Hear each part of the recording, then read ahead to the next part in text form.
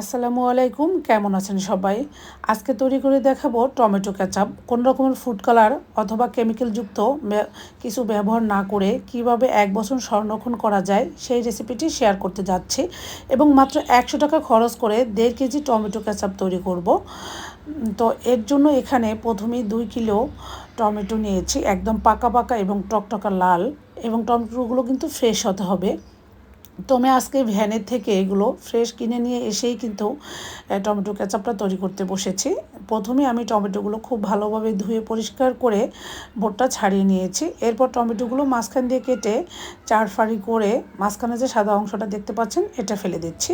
এটা রাখা যাবে না, কারণ এটা সেদ্ধর পরে গলে যায় না এবং টমেটো সসের কালারটা নষ্ট করে ফেলবে এই সাদা অংশটা, এই জন্য আমি এগুলো ফেলে দিচ্ছি। তো সেমভাবে আপনারা তৈরি করবেন, তাহলে আপনাদের টমেটো কেচাপ একদম দোকানের চাইতেও ভালো হবে। দোকানের মতো দেখতে হবে, কিন্তু খেতে হবে স্বাস্থ্যসম্মত এবং অনেক বেশি টেস্টি।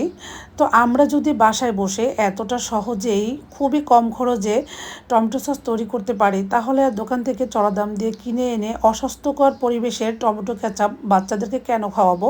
তো এই তো দেখতে পাচ্ছেন সবগুলো টমেটো কেটে আমি একটা হাঁড়িতে নিয়ে এখানে বড় সাইজের একটি পেঁয়াজ, বড় সাইজের 2টি রসুন দিয়ে এবং স্বাদ মতো লবণ দিয়ে ঢাকনা দিয়ে ঢেকে 5 মিনিট রান্না করেছি। এরপর এখানে 1 ইঞ্চি পরিমাণ দারচিনি, 3-4টা লবঙ্গ আর 3-4টা হচ্ছে গোলমরিচ দিয়ে দিচ্ছি। এটা দিলে খুব সুন্দর একটি ফ্লেভার আসে। তো এগুলো দিয়ে আমি আবারও নেড়েচেড়ে আরও 5 মিনিটের মতো রান্না করব। তো এটা একদম লং টাইম রান্না করা যাবে না, তাহলে কিন্তু টমেটো কালারটা নষ্ট হয়ে যাবে, তখন আর কেচাপের কালারটা সুন্দর লাগবে না। এ তো দেখতে পাচ্ছেন টমেটোগুলো আমার সেদ্ধ হয়ে গিয়েছে।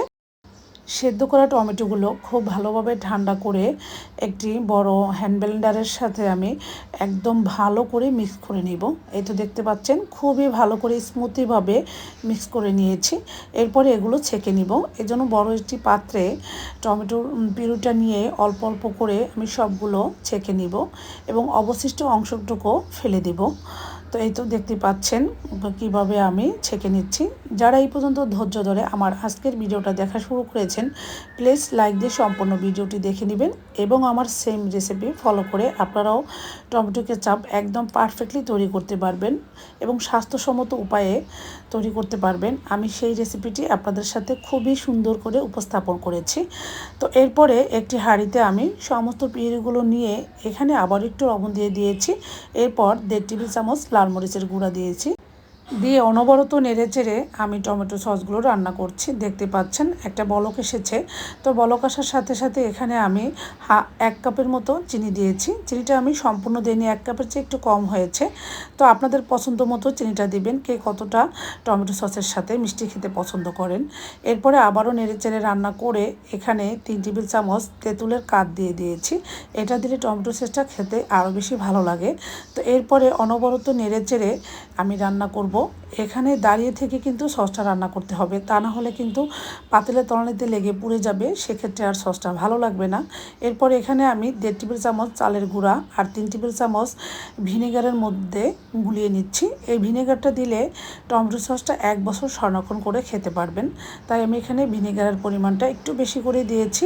আর যারা ইনস্ট্যান্ট খেতে চান তারা ভিনেগারটা স্কিপ করে 1 সপ্তাহ নর্মাল ফ্রিজে রেখে খেতে পারবেন, তাহলে আর ভিনেগার দেওয়ার প্রয়োজন নাই। আর ভিনেগার ছাড়া কিন্তু 1 মাস রাখা যাবে না, তাহলে কিন্তু ভিতরে সাদা সাদা একটা প্রলেপ পড়ে যাবে, মানে নষ্ট হয়ে যাবে।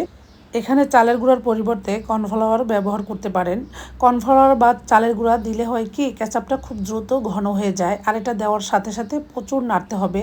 তো আপনাদেরকে একটা জিনিস দেখাচ্ছি, মানে আপনারা কখন বুঝবেন আপনাদের কেচাপটা রেডি, যখন দেখবেন একটা পিঁচে 1 ফোঁটা মানে পিউরি নিয়ে পিঁচটা এইভাবে ধরবেন, যখন দেখবেন খুব দ্রুত নিচের দিকে পড়ে যায়, তখন বুঝবেন যে এটা এখনও হয়নি।